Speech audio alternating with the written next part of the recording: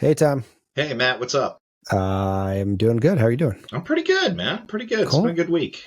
It has been a good week, yeah? What, anything special sitting out or what? Like normally February is a slow time for our clinic. It's just a seasonal thing. It's very odd. After 21 years, it always happens. But I haven't been able to sit down at the office in the last 2 weeks, so I'm pretty happy Oh, about that. well, that's a terrible thing to say to on a health podcast also. Sitting kills you. Sitting kills you. I mean, what's wrong with you, Tom? Um, yeah.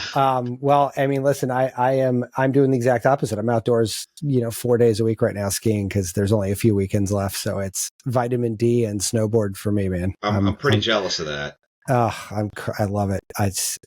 I said to myself, I'm like, I haven't done a strength exercise in like 2 months. And then I'm like, yeah, but I skied 30,000 feet last weekend and 15,000 feet the weekend. I'm like, no, I'm good. Yeah, you're probably all right. Yeah, right. So you and I could blabber on for miles on end, but I would like to not do that right now because we've got a very awesome friend joining us this evening. Yeah. So Dr. Susan Lovelle, hello, how are you? Marvelous. Thank you so much. I can't tell you how excited I am to have you here because not only do we get to like ask you really weird health questions, but I love your story. It's such a cool thing and I can't wait to get into it. And honestly, if I'm just laying it out there, Tom, you tell me what you think, but like Susan is kind of the reason why we got energized about this topic and how we started this is people like her with these kinds of passions that are just digging in on stuff that we just some intrinsic level know is right, but we just are going down the rabbit hole figuring out why is it right? Like, how is it right? Where can it be better? So honestly, she is, if I had to paint a straight line down the middle of my interest level of this field, she kind of hits a lot of those boxes. Yeah. So, I mean, am I wrong here? Like, I mean, it kind of seems, I wish there was more of this out there. And I do feel, we'll get into this in a minute, but I feel like this is where it's kind of going anyway. So absolutely, 100%. You're starting to see degrees in lifestyle medicine. And I think we're all circling around this. How do we live a better, happier, healthier life? Yeah, totally. So you know what? That is as good a place as any to just dive right in here. How you doing? I am marvelous. Thank you. I liked your story, but I would love to hear it from you. Can you just kind of give us the elevator speech on how you got here? Because you do have a sort of an interesting path. It's a little different. Yeah. You're right. You are exactly right. Although, and I'm not gonna make this the long story, but at 6 years old, I knew I wanted to be a doctor because I fell in love with my pediatrician and I just knew that's what I wanted to do. And he said, when I was 6, that if I came back to him for medical school, that he would write me a letter. And 20 plus years later, he did. So I mean, that was like, that's how I got into it. But in that 20 years, there was something completely different. I was a professional ballet dancer for about 14 years within there. And that was because, I used to love watching cartoons on Saturday mornings, and my mom did not like me watching them. So she took me to dance class. And that built into something where I literally traveled the world for these many, many years. Yeah. And you know what a great, I mean, like how many, I know that you do see professional athletes and I think you're definitely in the category of professional athlete, artistic professional athlete, but like so many people do end up leading these sort of second life health journeys that are just so much better than their first version. But there is a bunch of people that go the opposite way too. You see like these old retired football players that used to be ripped and they're just these giant beer bellies just hanging out. So, it's awesome to see that you came from there and where you're at right now, but keep going. I'm sorry. I just had to nerd out on that for 2 seconds. Oh, yeah, no. And you're exactly right. And looking back on it now, that's probably where some of my issues started. Oh, because, since I was dancing all day long, I could pretty much eat what I wanted. And I ate pretty well during the week, but on weekends I ate so much junk. And that's, I think, what started that whole downward spiral that I didn't even notice until years later when I was a little older, sitting now in medical school. So, and how I flipped back was, as you get older and dancing is really hard on the body. And it got to the point where it was more painful than it was more pain than pleasure. And I started looking and I said, what did I used to do? Tried to get a job, believe it or not. Because with dancing, you have these, you would go on tour, then you'd come back, you'd have time off, and then you go on tour and come. So you had a lot of blocks of free time. And one of those blocks, I tried to get a job as a waitress because I just needed, Sure. some cash. Couldn't get a job as a waitress. And I said, this is ridiculous. And that's when I decided to go to medical school. I mean, why not? I mean, yeah, so that's Tom, I'm when only I a web designer decided. because my mechanic career fizzled out. I was a short order chef for a while. Yeah. Short order chef to acupuncture. I mean, it's all these weird journeys. What's going on? Honestly, I know plenty of baristas that became acupuncturists. Yeah. Right. Some of them are still baristas, though. Right. Okay. And it may sound flippant, but it's the truth. Sometimes it's what kind of leads you to the path that you are. And I eventually applied, got into Columbia in New York City, which was wonderful. Went through general surgery, plastic surgery, and I went into plastics because in internal medicine, this is how I ended up in lifestyle medicine eventually. In internal medicine, you saw the same people every week, every month, coming in with the same things. You give them a pill, they'd go out and they'd come back with exactly the same thing. I said, I can't do that for 20, 30 years. That would just make me nuts.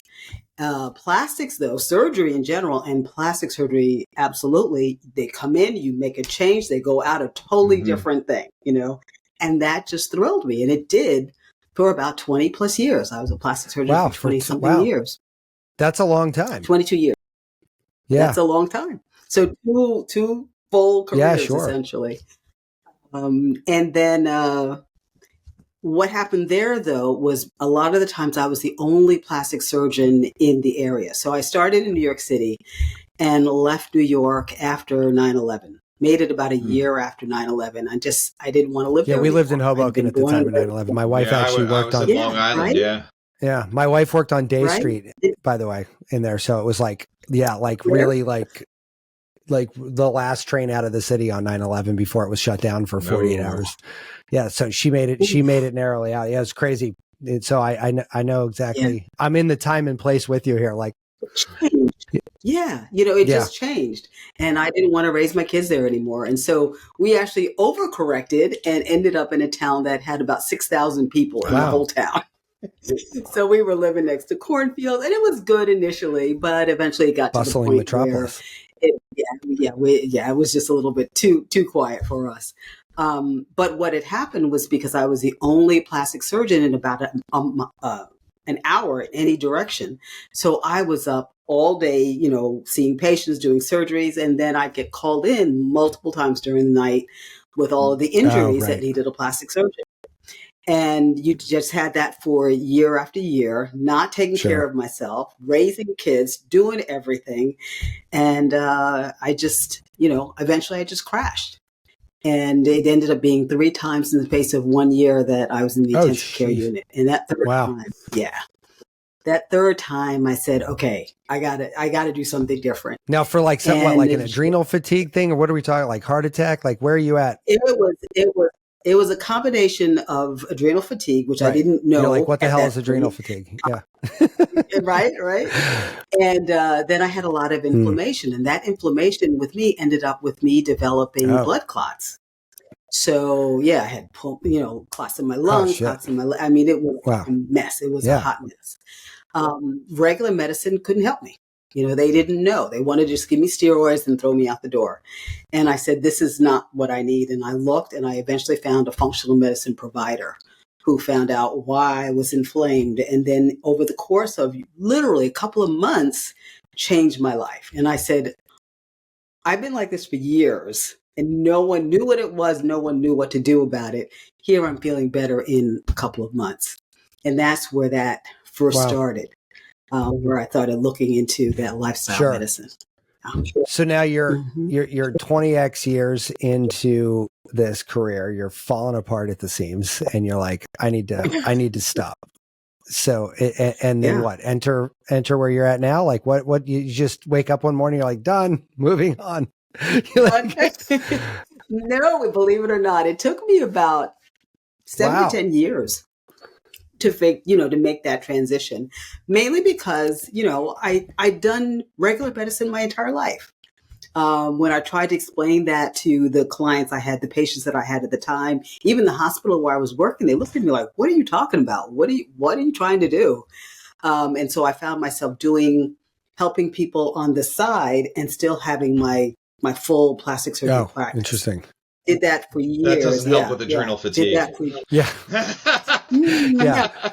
Let's list the 5 ways that adrenal fatigue is not solved. That First HPA one, do more stuff. Is gone. Do more stuff, right? Don't stop. You do more. Right. And eventually I realized this wasn't going to work in many, many ways, that being one of them. And I knew that I wanted to leave plastics, go into lifestyle medicine. And I decided to move to North Carolina, where my sister lives, had family again. And that was that, boom, stop one, go into the next life. Got it. Cool. Yeah. So you're full time doing this. There's no more. You're not moonlighting in a third career or anything crazy. You're not. We're all in on this. Yes. I'm in the waiting. I'm waiting now. I have to get off the show right now. Actually, my night shift. Yeah. I finally got that job. Got it. So you're in this now, and I you and I talked about this, about you have a pretty niche market for who you go after, right? And so like, can you talk to us a little bit about what that is and why, how did this interest evolve into that? Because I think that's also a pretty cool destination. Yeah. It's funny when you write up when you're reaching out to people, you have to really think about what your own thoughts are and why you chose what you chose. And I realized that I'm working with the people that I was 10 years ago. Okay. The women who are burning themselves out, they're doing everything. They're not taking care of themselves. They're not eating right. And, they're on that same road that I was. What it looks different in different people because we're all different. But that initial root cause of what's going on, the stress levels, the fatigue, low energy, those are the things that, that they all have in common, that we all had in common. And to your point, when you and I spoke, they don't even a lot of times realize that they're there, and it's like, until it's, I'm in the ICU, right. Exactly. Right. Exactly. What it took me 3 times. I mean, to seriously. get, like times. After the second one, where you kind of like, man, this is number 2. What the hell am I doing? Well, because obviously after 3, you're like, all right, I'm done. I give up, tap out. But like after 2, where you're like, Well, I think it's that same sort of thing where you are so used to pushing through. Right. Your energy, pushing through fatigue because that's what society tells you to do. That's what you feel your business needs from you. You feel if you stop that everything's going to fall apart. And so you keep going no matter what until you can't. Yeah. And you know what, we touched on this on the top of the show, but like when I said, I think we're going to see more of this, you've got a great example that we don't need a guru to be the everybody health thing, because you know what? I'm a 45-year-old male. I don't know shit about being a 45-year-old female, right? Like, and so why on earth would I ever coach anybody or tell them what is the best thing for them? Because I have no idea. Like and so I think anyway, you're going to start to see a lot more, and you already do see this, but I think it's going to be we got to break our ties with this idea that one size fits all. And I think we're going to break it by figuring out that like, oh, look, Dr. Susan's who we should all go to if we are, women, professionals in this specific situation, not even just soccer moms. I'm talking about like one specific type of woman. Like this is a very, very drilled down treatment. And I think that is sort of the common misconception with people I talk to when they're like, oh, what pill should I take for this? I'm like, I have no idea. What you got to do some work on yourself to figure that out. Who the hell am I going to? I can't tell you that, Exactly. And you even say that though on your site, which one of the best things I think you had on there that I loved a lot is that your body knows exactly what it needs to survive. Symptoms like fatigue and excess weight are just your body's way of getting you to pay attention. Like, and I'm like, or getting your attention. Sorry. I think that's just so like on the head for me personally. Like, Tom, you can relate to this, right? I mean, yeah, absolutely. I mean, the cool thing for me is coming at it from traditional East Asian medicine, where like the root cause was the whole reason, right? The symptom brings you in the door. But until you can peel back those layers and get a read on somebody as a whole person and what they need, where are those nudges? It's a lot of times, and I'm not knocking Western medicine by any means. Even with adrenal fatigue, we've been joking about that. I know a doctor that said the only reason it's not a real condition is because there isn't a prescription for it. Right. And I mean, really, that's what we're talking about. And it's not just one little tap on the shoulder. It's multiple, right? And you keep going and you keep going and you end up where you are or where you were. It's the Monday morning heart attack. Yeah. You know? Exactly. That's the one that kills you.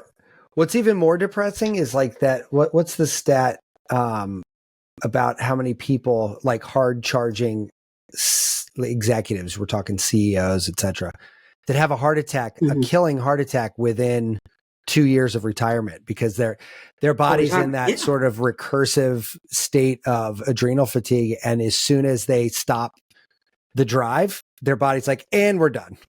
We're just like, and every time I have like 3 consecutive stress days, I'm like, oh shit, I can't retire ever now. Like I have to like just do this. I can't do that. I got to do this forever because the minute I stop, I'm going to keel over. Like I can't do that. So a client comes to you, like what, like walk me through that journey. Like what does that look like? Yeah. So the whole thing is in Western medicine, we kind of have that, like you were just saying, have an ill, take a pill. You come in with your diagnosis. It's the diagnosis book, I think, has 70,000 different codes for what could possibly be wrong with you. You pick one of them and you pick the treatment code that fits it, either the medicine or the treatment code that fits it. So it's have an ill, take a pill. Instead, what we want to do is find out why someone has whatever that symptom is. So, for instance, if they're coming in with fatigue, are they tired because their adrenal levels are low? Are they tired because their blood sugar is flipping? Are they tired because they're not sleeping? Are they tired because it's hormones? There are so many different reasons why you can be tired. And the same thing with anything, with thyroid, which is a huge thing. With sleep, anything. There are so many different reasons. And so we start by, number one, understanding what the symptoms are, but then looking also into lab work, delving deeply into lab work, and not just, okay, like you go to your physician every year, they say everything's fine and you're gone till the next year. Well, looking at optimal levels and looking at a wider panel so that we know what's going on. And then once we have that information, also looking back to what's happened over the last 5 years, 10 years, sometimes even 20 years in the past, because all of that informs what's happening today. It's not just what you're eating and how you're exercising. It's your emotional state, your mental state, your whole entire physiology is related to your, to your health and your wellness. And so is it, I mean, I guess, to a degree, you must have to standardize intake or explorations. And I know that'll take you down rabbit holes, but like, do you have like a Swiss Army knife of tricks that you can kind of get people in the door and kind of say, okay, let's find out this, or do you see, I guess where the question was really driving is, do you see sort of repetitively occurring health ailments? Like, this type of person is probably going to have this. So I know the kind of proverbial 10 questions to ask to kind of like guide me and get me going. Like, I mean, how predictable is it versus, how curate does it get? You know what I mean? I'm just trying to get a sense of how that works out. Yeah, I see what you're saying now. So I would say the big ones are gut health, So looking at what their digestion is doing, everything in that level, looking at hormones. And of course, we know that's huge. It's not just sex hormones, but it's also your adrenals, your thyroid, your glucose levels, how that's all being managed. Those are the next ones. And then the last one is stress. Right. I have to say, if we could take stress out of everyone's life, so many of us would already be, would be so much better. So those are the three big ones that we look at initially, almost no matter what, just because we know. So when it comes to something that's like tangible, you could look at, a CBC and find out some tangible things, right? Like, you could find out liver enzymes, you could find out hormones, right? But like some of the intangibles, like stress, right? You mentioned that. And I'm actually asking, A, out of curiosity, but B, a family member of mine who is 47 just had his second heart attack in 7 days, right? Ooh. Like they were one right after another. Now, I think some of it was problematic with the process of the first one. They thought they should have 2 stents. They said we can get away with one. They put in one. A couple days later, nope, sorry, you just had a second heart attack. You need another one. So, but here's the thing: by all outward measures, he's fine, right? But he's got a challenging home life in terms of kids and family and work balance, and everybody's in the same house. They've got 5 dogs or 4 dogs. It's just madness at their house, right? His doctor was like, unmitigated stress. It's it. It's not a dietary thing. There's no real, to my knowledge, there's no hereditary thing in on that branch of the family.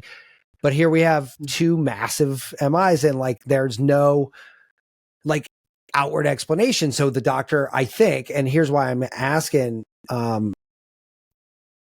the doctor, I felt like the story I got felt a little like the doctor just said, well, it's not diet, it's not genes, it's probably stress, and let's get out of my office. Like, it didn't seem like a lot of, because I don't know how you would, and my question to you really is, how do you, those intangibles like stress, like how do you quantify that in a health standard, like, or in a health context? Well, a lot of it really is subjective, just, how you actually feel, because it's all perception. You can have the same incident with 2 separate people and they're going to respond differently. So that's across the board. But then even without that, there are all of these, there are life, tables that you can use. And there are just, if you've got those, you can look at those kind of things. What I do also with our, the women that we work with is we use certain technologies. And one of them is called Heart Math. That's a good one. The app? Which it's awesome, right? Yeah. Right. Oh, I used to use that for HRV testing with like bag. It was like the first HRV test I ever. They're still around. Oh yeah, they do like global meditations and stuff. They do a lot of really cool stuff. Yeah. I mess with so many stupid things, Susan. I have so many dumb things. Like, if you ever listen to more than one episode of the show, you'll see how many stupid things Tom and I play with. Like, you don't even want me to pan down on the camera. I cycle through like so many of these things. I'm like, oh, Heart Math. Shit, I remember them. That was like years ago, though. Well, so unfortunately, Muse took my number 1 spot over Heart Math, and I don't even know where my little ear clip is right now. I'm not to say, because I used Muse at first as well. She's gonna blow up our Muse spot. It's all right, man. Look, man. They've gotten about $1,000 out of me. I bought every version they've had. My ROI on Tom is big, very big. It's just like they're just marketing to me, man. Look, I'll just I'll put it on right now. Yeah. The only thing I would say is, as far as getting people to calm down, the women that we're working with are so high strung at this point that it actually annoys them. That's so funny when they don't immediately get calm. Right. I was the same way I was. You got to kind of take them down a little bit first. And then the most stressful meditation I've ever had was my first Muse session. I'm like, where the fuck are the birds? Damn it. I want the birds, damn it. That was like, and it's like all of a sudden the muse is like, you're not relaxed. not even when I started, I was like, oh, I got a bird. And then it's like, no, oh, look, I got a bird. The bird has flown away. Like there is no more bird. Oh man. And it drove I have my 10-year-old who did it when she was 8 or 7 for the first time. And the frustration that she couldn't get a bird, you should have seen her. She was like exploding, and I was cracking up because I'm like, yep, I've been there, did the same exact. I've been there. I know exactly what you're going through.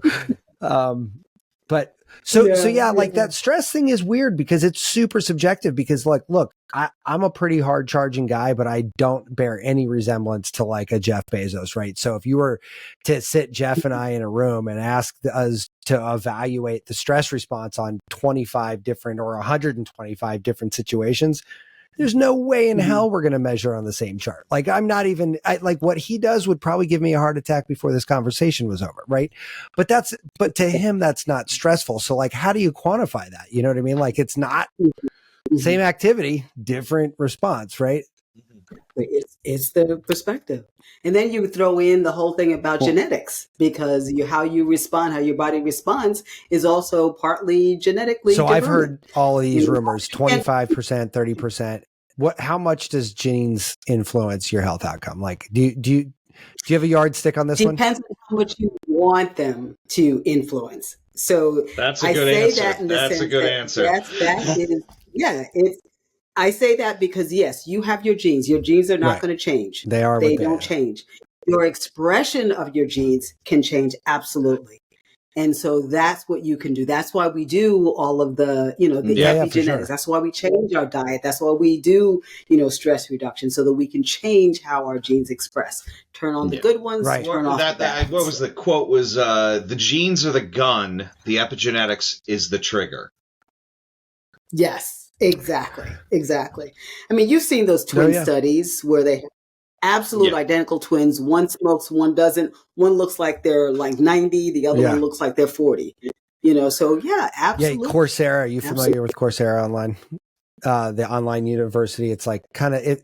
Yeah. Yes. So I took an epigenetics class on there just for curiosity's sake. And this was years and years ago. Like it was a while back.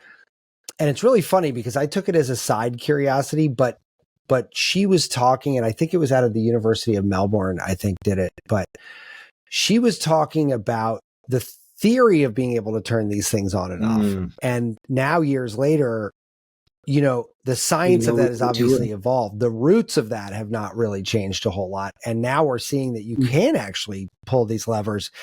And it was interesting. It was an interesting accident in my life that I took that just to see, because now I think I have a little bit of a better understanding mechanistically of how that's actually happening. And like, then it gives you other ideas to kind of move the levers faster. Right. Like, and so like, so it's sort of like a feedback loop of positive feedback loop, but it's neat. So, and then obviously, I say obviously, but for people listening, maybe not obviously, but you kind of wrapped up your whole ethos with, a holistic approach. Should include nutrition, movement, lifestyle, mindset. And I think that that's what I was talking about earlier. So many of my friends, I've been friends with them my whole life. They're colleagues, they're friends, they're family members. They just overwhelmingly want a thing that's going to fix them. Like a thing. That's it. I just tell me to take this pill at 12:01 a.m. and I will wake up every day and take this stupid pill if that fixes everything. And it's like crazy. You can tell them any stupid thing and they'll do it.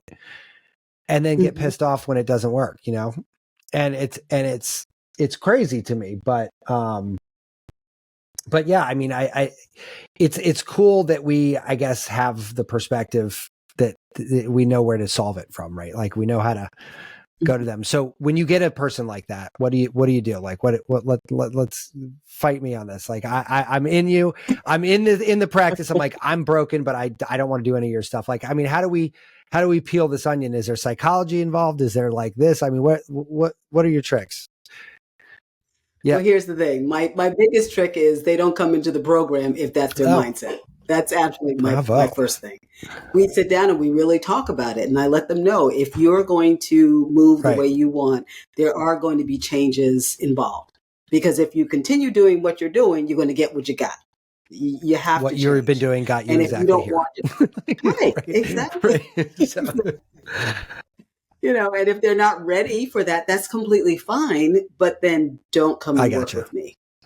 That's cool. Go to your traditional doc and do it that way. So it was like when I first started in plastic surgery, I was ready to take on anybody who wanted surgery, come on to me and I would do them. Well, guess what? There are a lot of people who aren't good candidates for plastic surgery. Right. Yeah. And it took years of understanding. Yeah, and it's not just physical. Sometimes it was an emotional thing. You know what I'm saying? There are different Right. reasons. And so I finally got to the point where I would tell them from the get-go, before they even came into the practice, no, I'm not your person. You need to find someone else. And that's what I do now as well. It just makes my life easier. And then they don't waste their time or their investment. So you tackle a lot of topics in it looks like on your site. So how, I'm guessing, and I'm curious because I'm just curious, but how long of a try do you have to give something like a practice like yours, before you can kind of really adequately evaluate it for yourself? Like I know that the answer probably is most people who take it seriously don't really see a need to go somewhere else. Like they're like, all right, no, this is good. We're good. So I'm really talking about the people that are sort of like unsure about, like maybe they're like my parents who know nothing about the change in medicine now. And they're very stuck in these 200-year-old philosophies, right? I'm sure you meet people like this, right? Like, I mean, right. Oh, absolutely. So like, how do you break down gently that person's walls and say like, look, this is where we're at now. I'm going to get you there, but you can't do that overnight. Like, are we talking 6 months, 1 month, 2 years, 5 years? Like, I mean, like what does a timeline, like an arc of a character story look like for you here? That's a great question. It really, of course, it all depends on where they're starting from and where they want to get. That's absolutely the real deciding factor. But what I try to do, especially for people who aren't familiar with this approach, try to get them a quick win so that they're ready and see something so that they can then stick in it for the long haul. So if they want to, like one of the big ones, this is just a regular thing, is if they know they want to lose weight and have less inflammation, I will have them lose 20 to 30 pounds in that first month and a half, 2 months. And is that just like getting super aggressive with them about diet? Right. We're really focused in on that. And then once they see that and they understand the changes that they can do, then they're okay with doing all the other stuff, adding in all the other things and then sticking with it. But if if you come in someone, you just tell someone, and it's going to take, something like autoimmune issues or, someone who's really got a lot going on, it's going to take at least a year, sometimes even more than that. 6 months to a year is kind of like the baseline. But when you tell that to someone who's not used to that, they're like, oh my gosh, how is it going to take that long? I mean, when I go to my doc, they give me this pill and in two days I'm better. And so you have to give them somehow some quick wins and then also help them to see what it will be like in the future. It is funny how predictable the weight loss thing is as a quick win, right? Like, I think one of the guys online was like, the dirty secret of the fitness industry is that in order to become a fitness person of any rapport, you need to write a weight loss book. It's like you have to, it's like the minimum requirement for entry. You have to write your version of a weight loss book, and then we could take you seriously as a trainer. Exactly. And I fought it. I'm still fighting it, even though that is probably one of our one of the most attractive quick wins that we have. My book is written on energy. How do we increase your which energy? I do like. I do want to talk about tonight for sure before we're done, because that actually is an area of health that I am perennially interested in. I do Ironman and triathlons, and I'm also a father of two, and I also run 2 different businesses, and I also have this podcast. Like, I do a lot in a 24-hour day, and energy is constantly a problem. And you know what I mean? Like, it's not an easy thing, but we don't have to go into that right now, but I do want to talk about that before we get off. But like, you're right though. It takes a year, right? And how many people want to hear that? I know, They don't. They don't. My wife has made a tremendous journey over the last couple of years about learning that lesson sort of the hard way in some ways. But, she's married to me and I'm talking about this crap all the time. So like, eventually you kind of like, well, if this idiot's talking about this like all the time, maybe I'll just Google search this. And then you Google it and you're like, oh shit, that dude was right. Like what? And then all of a sudden you're like, well, what else is here? And then all of a sudden, like that person discovers it for themselves. I'm not trying to be her doctor. I'm just the guy that lives in the same house who's got like, a billion little gadgets and supplements laying around the house everywhere, Exactly. But I can imagine it's not hard to convince me of anything. Susan, if you sat me down right now and told me any dumb thing, I'd be like, I'm in. Let's try. but I'm a weird dude. Like that's not normal, right? Like most people don't do that. Yeah, most people are not. They're not going for that. Right. So, but it's so wonderful that you are open. To at least trying something, at least investigating and seeing, whether or not it works. Because ultimately, everything we do is an experiment anyway. Oh, yeah. So, I've eaten every fad diet plan from like, paleo to carnivore to what you name it. And I've tried them all for like a month or two at a time. And look, not all of them were for me, but I learned something in all those experiments, right? Like valuable information, not like, superficial crap, but like, and if I hadn't done the experiment, I can't read that in a book, right? I can't just go out and be like, this is how I felt on a carnivore diet. I know somebody on a carnivore diet right now that like has been on it for like 5 years and feels exactly opposite from anything I ever felt. Wow. And that's it. We are all different. Right. And I'm like, if he would have asked me that before he doing it, I'm like, no, stay the fuck away from the carnivore diet because that is not fun. Like I didn't love that at all. It was my least favorite actually of all of them. And I thought it was going to be my favorite. And I'm like, no. Did not like that at all. A lot of meat. Yeah. It's a lot of meat with it's like, it's like just having like, I don't know, like wind in your face. Like you want to stick your head out. You want to stick your head out the window for 1 second and feel the air blow by. And then you want to put your head back in the car. Carnivore diet was like, nobody would let your head come back in the car. It was just like the same stuff like over and over. I'm like, no, I need diversity up in here. Endless like, beef jerky. Yeah, right. No, I don't. My idea of diversity is not duck or chicken. Like it's not, it's, I don't know. It was a bit much for me, but I know people and same thing with vegan. I did vegan for a couple months. I had zero energy, like literally zero. Like I could not get out of bed and I was frantically searching Google. I'm like, how do the most responsible vegans live? What supplements do they take? How many pounds of kelp do you got to eat in an hour? I don't care. Just give me something that makes me feel better than this. And honestly, I couldn't find it. And I left that experiment going, well, look, if a not to toot my own horn, but I'm a pretty informed guy and super curious. If I can't figure out how to make that work, I'm not saying it's impossible, but it's very hard. Like, cause I just don't know how people do that. So like, look, I wouldn't do veganism and I wouldn't do carnivore, but like I learned a lot about myself in both of those. With each one. Right. Exactly. Like, and I would recommend to anybody to try both of them. Try it out. Who knows? You might be a vegan. You never know. I find that combining those two is pretty good. Yeah, but you know what? It's funny. You know where I'm at in my life though? And Tom, I think you are too. I don't think about any of this shit anymore. Like I don't think about what I'm eating. I don't think about what I'm drinking or what supplements. The only time I do is when it's something I shouldn't be eating.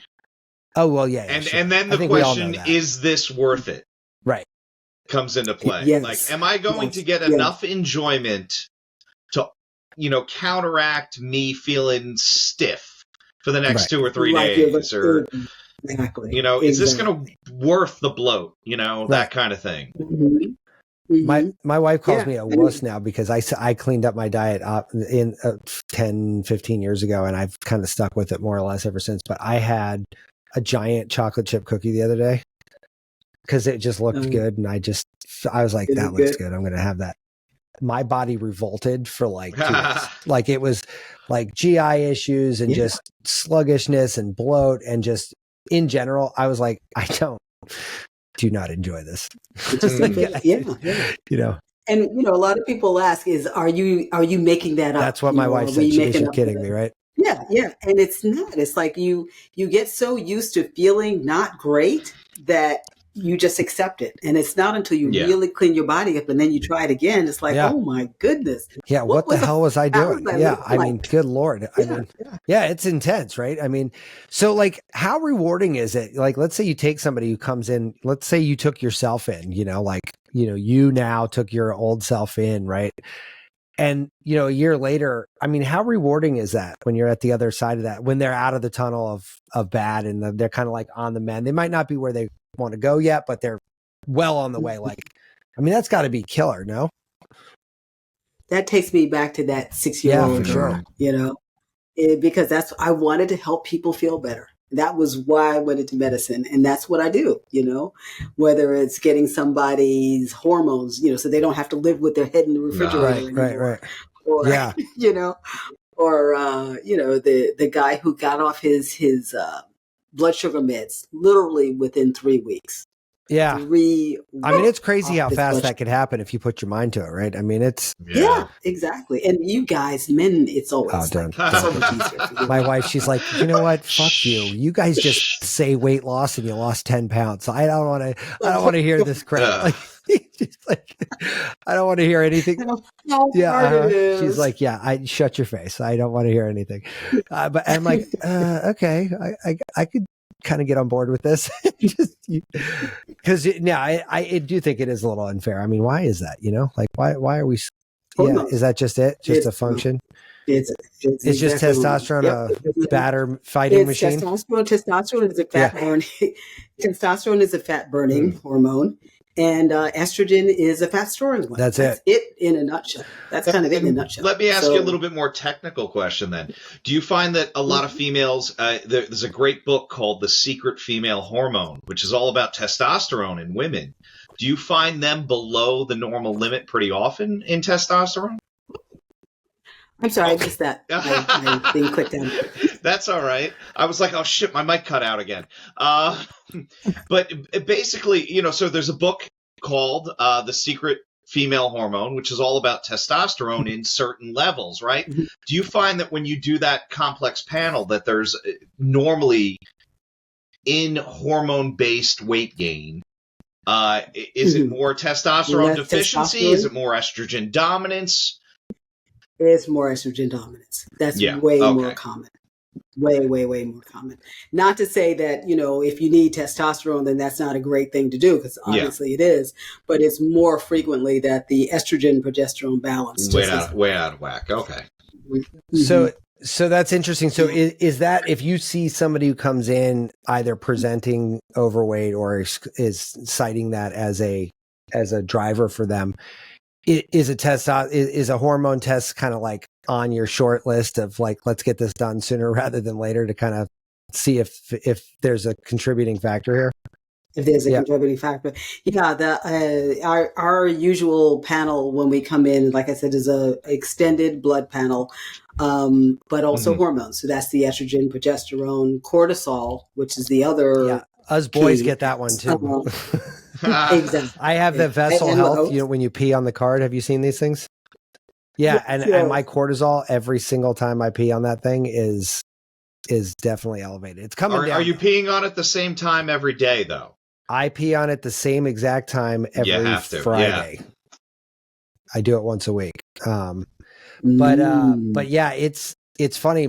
It has dropped precipitously since I started doing regular meditation and qigong in the morning. It has gone way down. Mm-hmm. Yeah. It's still not within reference though, and I kind of want to get it there, and I'm like kind of edging that way. So I will probably cease the Vessel as soon as I have, because they're a pain in the ass, like to keep peeing on this card every week. I mean, it's annoying, like I think it's a great diagnostic tool quarterly, but weekly it's a bit much, right? Yeah, it's like, come on, you're like 3 minutes waiting for the stupid thing to develop or whatever they call it, But yeah, cortisol is a real pain in the ass. I'll tell you that. Yeah. Yeah, the one that I use is also a dried urine test. So actually they will pee on the card and then let it dry and then they send it in. But you're right in that sense that's the downside to testing, is that at any one particular time, something may be high, may be low.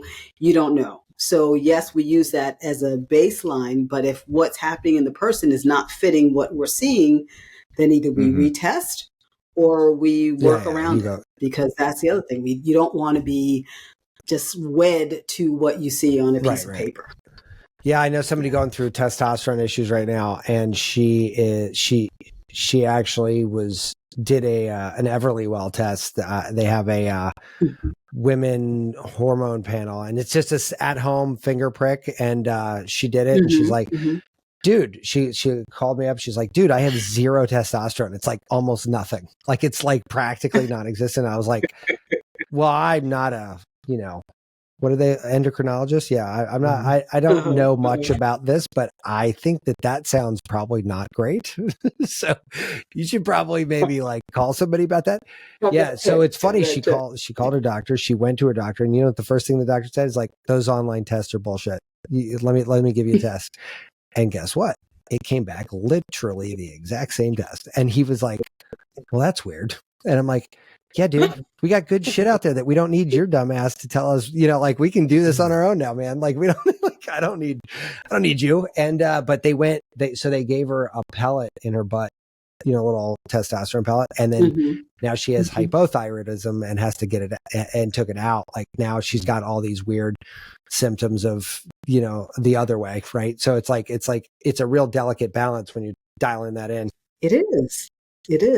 That's why it's always better if you can fix it with your body, lifestyle, and and diet. That's always the way to go, because the body knows what to do with its hormones and everything, and you giving it will either turn things on or turn things off depending on what you're getting. So quite literally, I'm asking for a friend. Somebody a female has low testosterone. Like not putting a pellet in your butt. What's the next? What's the next? Is that a diet thing? Like, can you control that kind of stuff through just diet? I would look at diet. I would also look at their workout. So what is their muscle? What is their muscle? Well, that was what made her originally look at the test in general, because she was working out like a mad woman and not gaining a single bit of no results from the workout. So that was really the driver of this.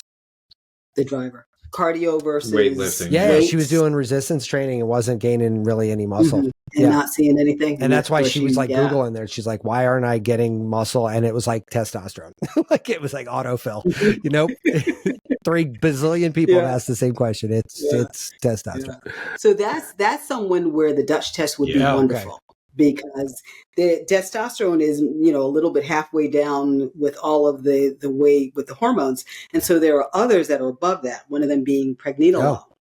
You need, and stress can affect pregnenolone. So, if that's low, then yes, your testosterone is going to be low as well. Oh, interesting. So it might not be just fix testosterone. It may be, let's go upstream, fix what's going on before it even gets down. Oh, that's fascinating. Yeah. Oh, that's great. And I love, man, I'm glad I'm not a woman who fits your target demographic, because I would be the worst patient you've ever had, because I'd be asking you 4 million questions. But that's the people that I work best with are the ones who do ask. The ones who want to understand what's going on in their body, not just say, okay, you tell me what to do. Yeah, no, I'm not going to be with you forever. Right. Well, now you're talking through this. I'm like, I wonder how much of that doctor was just like, let's just get this chick out of my office as fast as I can. And I'm just going to tell her, yeah, we'll just take a standard, bullshit testosterone test. We'll see where you're at. And we're going to throw a pellet in your ass and you're out the door, and we'll see you in 2 months, when the thing is when it's at its half-life. I don't know, it just doesn't now I'm kind of questioning that whole process. I think Matt, some of that comes down to just the way the healthcare system runs. Right. So well, that's when somebody like Dr. Susan steps out of that, there's so much more freedom, right? Yeah. You try and get a Dutch test covered by your insurance, right? Like, why do you need this? Why? Well, here's a question. Which one of those set you back? Like, how much does one of those tests cost? The baseline one is like $250. The most expensive one is if you are like doing cycle mapping, where you literally test every single day they're trying to get pregnant or something like that. That can be closer to $500 or so. So, I mean, in the grand scheme of things, Not it's horrible. not Yeah. that much. If you're going to get the answers that you need Yeah, but to not to make your sound like life a dick, that doesn't sound like a lot to me. But for a single mom in Detroit raising 3 kids by herself, that's like that's a paycheck. You know what I mean? Well, Like that's like even if they can get to the doctor, right. I mean, like so like that. Yeah. That's like I guess part of the problem, right? Like I mean, I can go do that. Mhm. I mean, I just signed up for my first concierge doc. Like I literally last week. Like I haven't even onboarded yet. Mhm. But you know what my intake physical is? It's a $1,200 executive physical that tests. It's 4 hours long. With everything. It's like Yeah. it's a no joke. And then Tom and I are friends with a concierge doc as well, and his intake is very similar.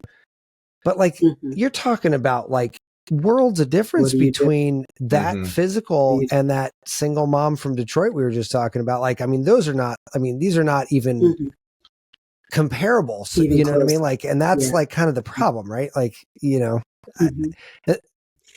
and that you're exactly right. And there are some new things that are online now that you can come in at a lower fee where you're more of a group, and it can be covered for maybe somewhere around $100 a month to get that same sort of coaching and training and everything. So that's one of the answers. My biggest answer to anything, though, is if you take care of most of those baseline things, if you figure out how, and you can do all of this without any kind of testing, if you figure out what your body needs to be eating, and that's the gold standard is, elimination. You take things out, you put them back in. Do you do that a lot with your patients? Is elimination like kind of step one? If it's not step one, because most people don't want to do that. Gotcha. They want to do it the quick and easy. But it's on the short list. It's on the short list. If for those who don't want to pay for all of the extra testing, it takes 5-6 weeks. We take everything out, we add things back in, and we journal what's going along that way. And that is actually the gold standard. That totally is the best way. But if you do that with each of those things, if you do that with how you're working out, how is your body responding? What do you feel like a day or two after you do something? If you look at how you're sleeping, why aren't you sleeping? Are you not going to sleep? Are you waking up in the middle of the night? Does a snack help? You just experiment with yourself one thing at a time. And most of the time you can figure out what's going on with your body. Right. So it's really just the knowledge and the information. Yes, the testing makes it faster. It makes it more precise, but you can absolutely do it without any kind of testing whatsoever. And actually, that's funny. I'm so glad you said that, not knowing what sort of the mission statement of this show is, because Tom and I are always like, okay, so this is the $50,000 version of the story, and here's the $13.99 on Amazon version. Because like that, I guess the deeper point here is that what you do is absolutely amazing. I love it, but it's not free. You need to make a living, and like these tests aren't cheap. Like one of the tests that got me into the concierge doc that I did, he goes, we have this test here. It's not FDA approved yet, but it's on the fast track board because it tests a level of decaying cancer cells in your free blood, and it will tell you, and it tests it before pre-stage 1. It could identify over 100 types of cancers. And here's the thing. It costs $800, which is the discount price because for this concierge practice, it's well over $1,000 if you're not. Now, look, you got a lot of clients that are in health, that are in your care. How many of those people are going to drop, let's call it $1,000 on a test for one test? For one test. Exactly. If I got the 101st cancer, I'm fucked. Like this only counts 100. Like, it's like, I better hope I got one of the top 100. Like, but at the same time, like that's a lot. I mean, look, it's a stiff proposal, right? Here, give me $1,000. I'm going to tell you don't have cancer, or worse, you do have cancer, and it's lung cancer, and it's pre-stage 1. But you're like, fuck, I have lung cancer. Like, oh my God. Like, I mean, but at the same time, if you catch it pre-stage 1, I mean, look, I could make a million arguments why you should pay the $1,000. No, but I'm also in a position to pay the $1,000. Not everybody is. And like, so, what was that book? Lifespan, right? That Tom and I did an episode on. We had an episode on book club where we both had to read a book, and we I don't know how we chose it, but Lifespan was it, and it was written by Sinclair, who's the head geneticist for Harvard, and he talks about the fact that in a very plausible reality, you need never die. And he like literally laid it right out. He goes, in your 20s, you get an aging vaccine. In your 30s, you get an aging vaccine. In the 40s, you get an aging vaccine, except you get genetic regression therapy in your 40s as well. And you roll back your telomeres and your cellular, your mitochondrial health all the way back to 30. And you rinse and repeat once a decade until you feel like dying. Like now, he goes, now here's the thing. How much will that cost? Will the homeless guy on the street in Manhattan be able to afford it? Fuck no. Like that's going to be like a billionaire toy, and that's it. And it, for everyone like you, there's also another one that's not like you, who's got the same knowledge, who's like, I'm going to charge $10 million a year for this service because I can, because we're literally talking about living forever. Like, so these rich dudes will pay me whatever the hell I want, but it's not democratic medicine. It's not, it's not yet. But I think eventually it's going to have to be, because medicine is going to have to change. It's going to have to start adopting, as more and more proof comes out that what we're talking about is real and actually works. They're going to have to change. And who we're going to have to fight to get these things. We'll say the big, big, who, but evenally, she's so new here, Tom. She doesn't know. You could just tell somebody to fuck themselves. I was just going to start doing this. I was just going to.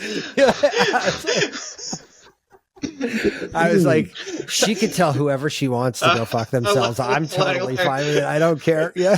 Like, why healthcare is wrong? Capitalism. Yeah, right. But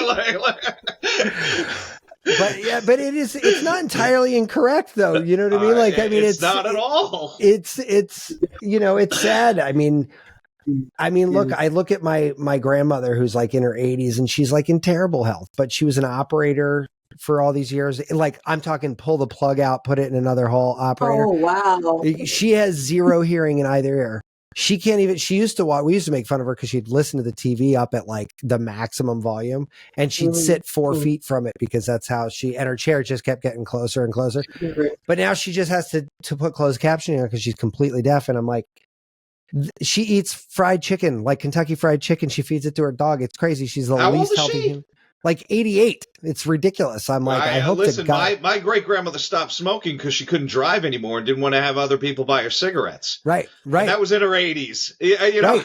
That was like, wait, you're Italian, right, Tom? I guess so. Yeah. Yeah. Well, my whole family's from Portugal. Like my great grandmother, I was told, had dirt floors in her house. So these people were hardcore. Like they were not. They're not like lightly doing down the street. Now they're like, nope, I got dirt floors, dude.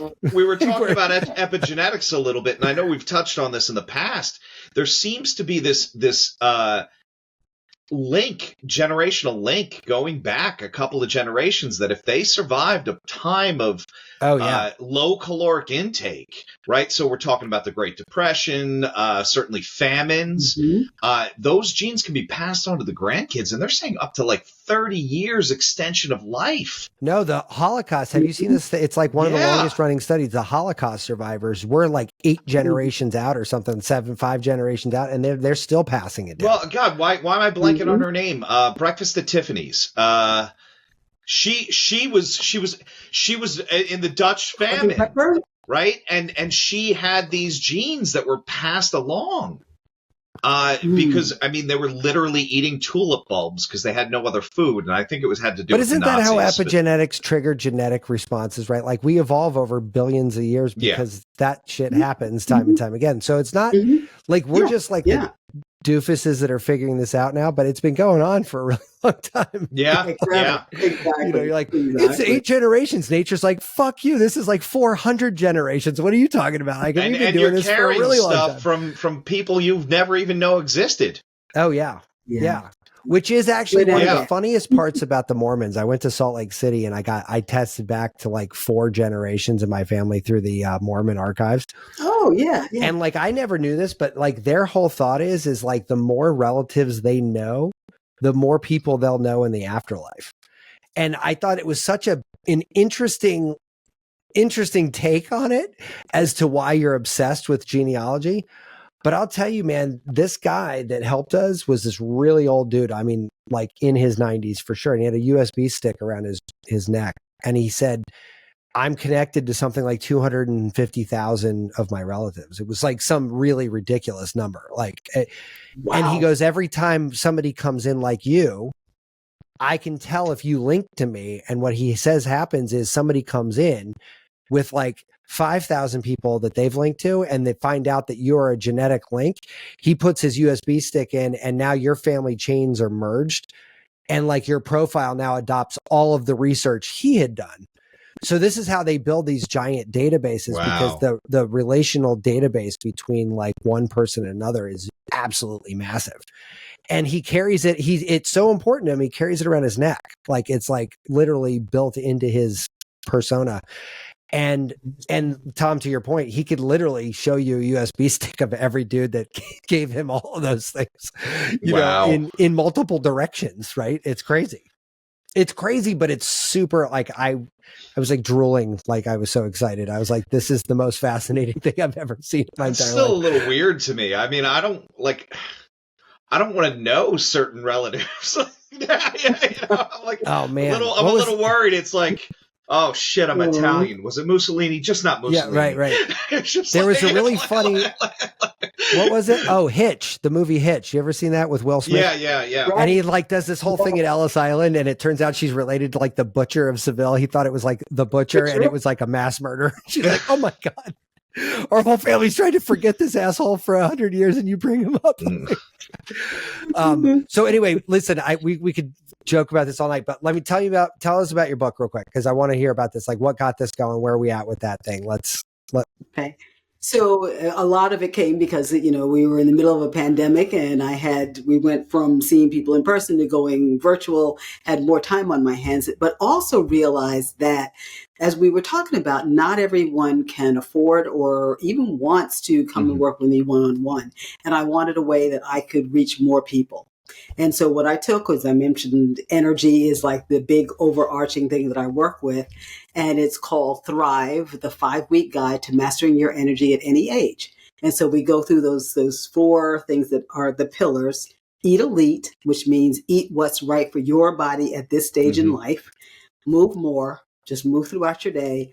Live wisely, that's your sleep, your stress levels, and then love divinely, which is loving yourself, loving the world. And then that last week, that 5th week, is listen, let go, and live. Listen to what your body's telling you, let go of whatever isn't serving you, and live your own version of thriving. So it's 5 weeks, and you just continue that, you know, that cycle of 5 weeks until you have it down. So for whatever the book costs on Amazon, you've got me. Virtual anything Susan, that yeah. Exactly. That's great. Now, was that something that you put together as a result of like kind of synthesizing your practice, or was it something you kind of developed in order to promote the practice, or a little bit of both? Like, how do you? It's an interesting idea. I mean, I love it. Yeah. I mean, I know other people have done sort of like self-serve packages like that, but it's kind of a standalone model, right? Like I can just use that. Yeah. It's actually a class that I have been teaching, teaching cool. over and over again. Have a lot of people go through and realize that I could package it into a book that someone could actually do on their own. And then of course I have links to videos that they can then use and watch, like the extra stuff that you get if you get the book as well. So you literally can do what I do in that 5-week course on your own. Oh, wow. That's awesome. I mean, I think that's great. We're going to link to your site and the consultation thing in the show notes here. So, we'll have people, dialed into there. But yeah, I don't know. I guess I love that you took time out today. I mean, it's really awesome to talk to you. I mean, this was so much fun. I warned you though. I was like, look, this isn't like a normal show. You can kind of Well, not even this episode isn't that normal. I didn't see either of us drink anything. Right. This is also true. We didn't really drink. I did have some wine before the show, but that was like forever ago. But it was a little tiny bit, like just for dinner. But yeah, normally this is we get down kind of deep into some holes, and sometimes wine helps that. I have to say, I was a little worried that I would be going down a little bit too far in some areas, but this was perfect. This was listen, I mean, thank you. We do kind of love the deep dive stuff because I know not everybody loves it, but the thing that I think rationalizes this for people that don't really follow this is looking at the level of ridiculous obsession that Tom and I and like people like us can kind of go into and be like, look, this is obviously not crazy harebrained fringe science. Like there's a mountain of data around any one of these topics, right? You could literally write multiple dissertations on any one of these topics. There's that much data out there. Any of them. Right. Right. And it's like, we're not crazy. We're just kind of obsessed and maybe a little crazy. But and I think the other part of it is how can you take that stuff and make it accessible? Right. I mean, if people can't reach it, right, not everybody's going to go to school like you did, but they're still going to get the benefit of that knowledge. It just needs to be spoken in a way that's not talking down to somebody, just in a way that like, look, I get this concept. Right. And all of these natural functions that we have, they can be very complicated on a cellular level, but if you draw back and you look at the whole thing, you can really get to a common ground with everybody. Yes, I experienced that. Yes, I feel that. Yes, I understand what you're saying. And then they own that, and that's really what I think you're doing with your book. And I think you're doing that with your practice too. And I mean, that's amazing to hear. Yeah, it's awesome. So her site is premierwellness.com. Anything you want to leave us with, Dr. Susan? Just that your body knows exactly what it needs at any stage in life. No matter what anyone else says, listen to what your body's trying to tell you. Yeah, I think so many people just don't trust that, right? It's like, so, well, awesome. Thank you so much for coming by today. I thank you so much. I hope to see you again sometime. I truly enjoyed this. Thank you. All right, take care. Be subversive, irreverent. Health is wealth, but you knew that. Everybody knows that. But so is following us on social media at Irreverent Health. And check out our website for more exclusive content at irreverenthealth.com. Oh, I like this. Thanks for tuning into this episode of Irreverent Health.